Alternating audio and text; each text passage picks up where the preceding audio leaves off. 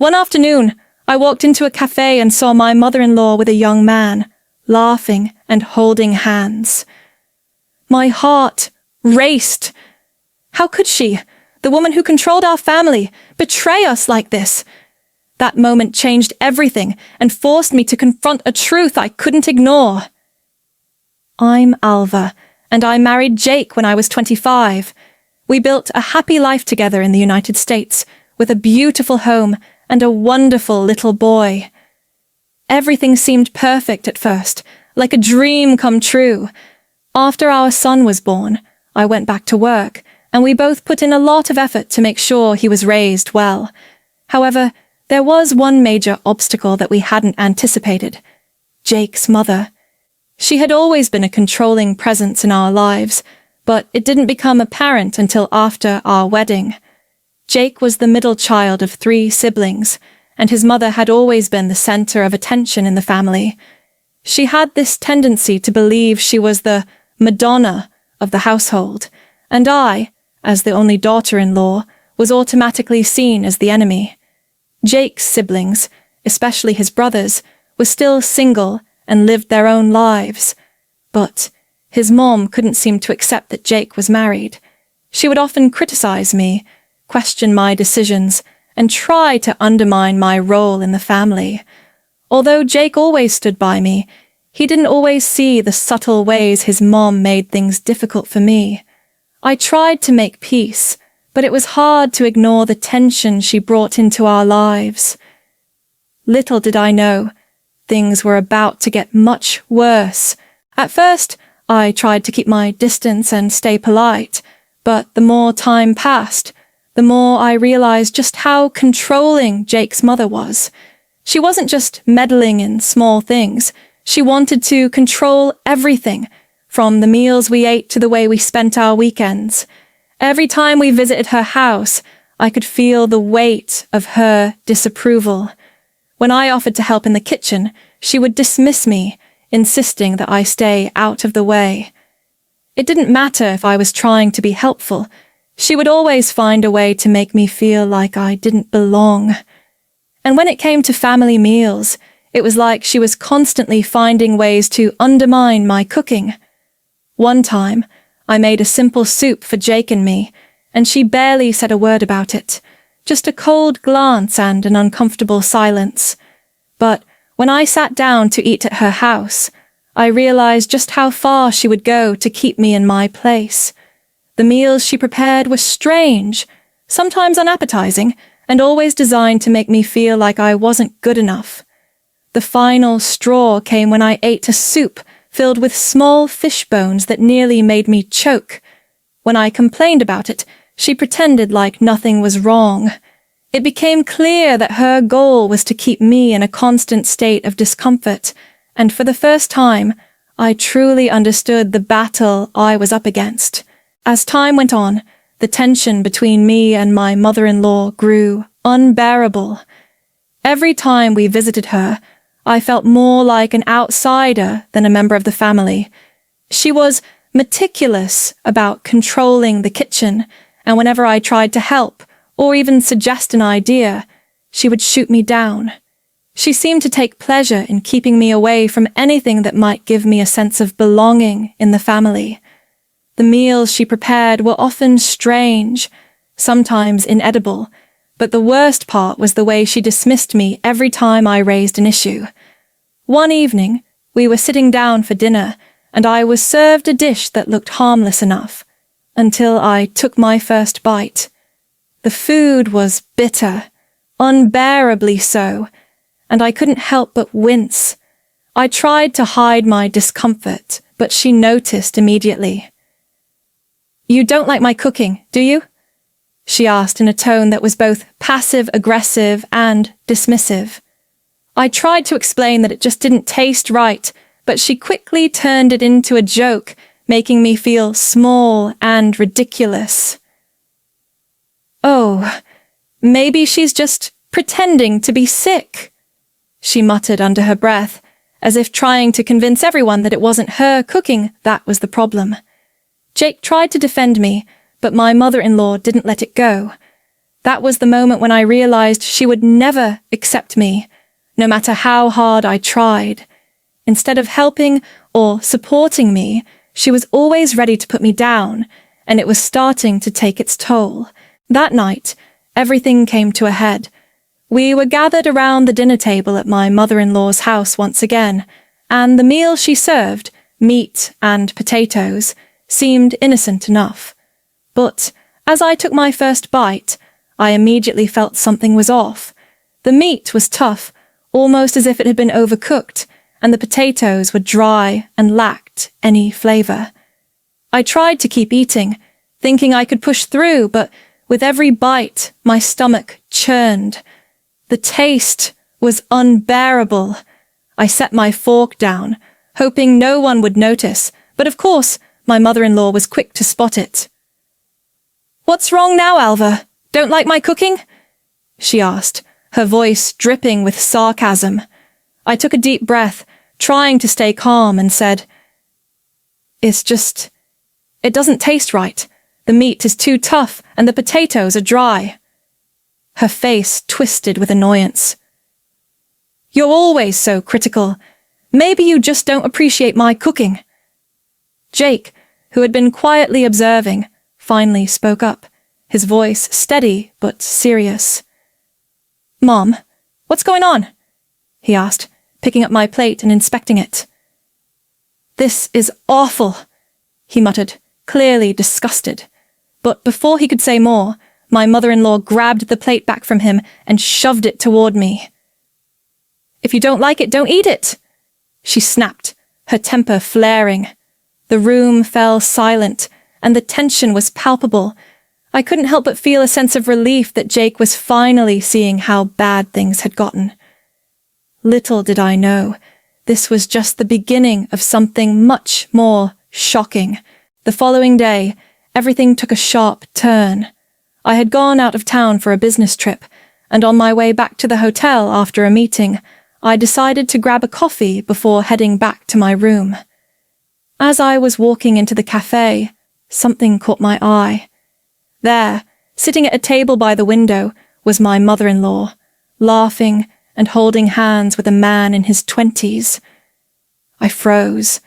The man didn't look familiar, and my mind raced. I was sure I didn't know him, and something about the way they were sitting so close made me feel uneasy. My heart started racing, and before I could even process what I was seeing, I instinctively pulled out my phone and began recording. I tried to keep my distance, not wanting them to notice, but it was hard to ignore what I was witnessing. The man and my mother-in-law were clearly more than just acquaintances. As they chatted, their faces grew closer, and I couldn't help but feel a rush of disbelief. After about half an hour, they got up and walked out of the cafe, disappearing into a nearby hotel. My stomach dropped. I couldn't believe my eyes. When I got back to the hotel, I sat for a long time in my room, trying to figure out what to do next. Should I confront her? Or should I tell Jake? I had to be sure before making any accusations, but one thing was certain. I had just seen something that could destroy everything. The question was, what was I going to do with this new, shocking knowledge? That night, I couldn't stop thinking about what I had witnessed. My mind raced with questions, doubts, and a growing sense of unease. I waited for Jake to come home, feeling torn about whether to tell him what I had seen. I wasn't sure how he would react, but I knew I had to say something. When he finally walked through the door, I could barely hold it in. I turned to him and said, "Jake, there's something you need to know. You're not going to like it, but I saw something today." His face tightened, sensing the seriousness in my voice. "What happened?" he asked, concern in his eyes. I hesitated for a moment, then told him everything. The man in his 20s, holding hands with his mother, sitting too close in that cafe. I showed him the video I had taken. As the footage played, Jake's expression went from confusion to disbelief. He didn't say anything at first, just stared at the screen, his jaw clenched. When the video ended, he handed it back to me.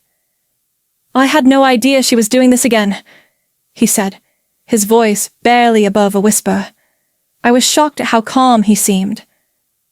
"You knew?" I asked, unable to mask the surprise in my tone. "It's not the first time," Jake admitted. "She's done this before. When we were younger, she was always going off on trips with men. Dad found out and he forgave her, but I guess I never thought she'd do it again." The weight of his words hit me hard. This wasn't just an isolated incident. It was a pattern. And now we had proof.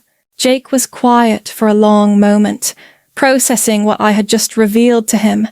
His gaze was distant, as if he were piecing together everything he had ignored or brushed aside over the years. I watched him closely, wondering what was going through his mind.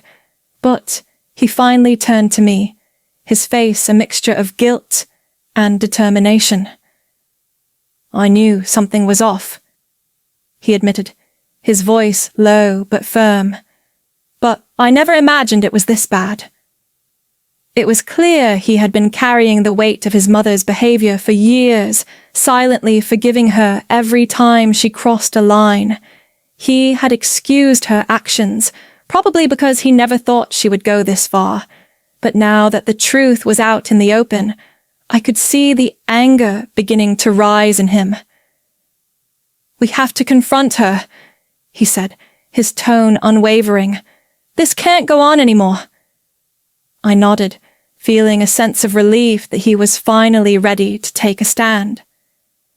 "But how do we even approach this? She's never going to admit to anything, and she'll try to twist everything around," I said, my anxiety creeping back. Jake met my gaze, a flicker of resolve in his eyes. "I know, but we have the proof now. We can't let her get away with this."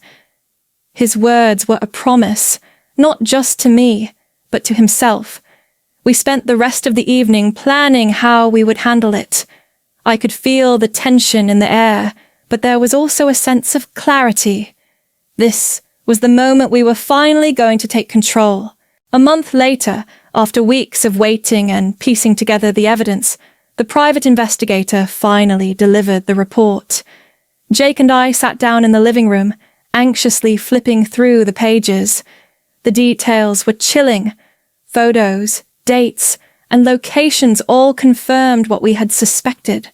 My mother-in-law had been carrying on multiple affairs with young men, many of whom were much younger than her. My heart sank as we read through the report, but there was also a sense of clarity that came with knowing the truth. Jake's face went pale as he absorbed the gravity of the situation. "I can't believe this. All this time I never really saw it for what it was," he muttered. I put my hand on his, trying to offer some comfort, but I knew we both felt the weight of what we were about to do. "We have to confront her. This can't go on anymore," I said softly. Jake nodded, his expression hardening. "You're right. It's time to face her, once and for all." The decision was made. We would present the evidence, and there would be no turning back.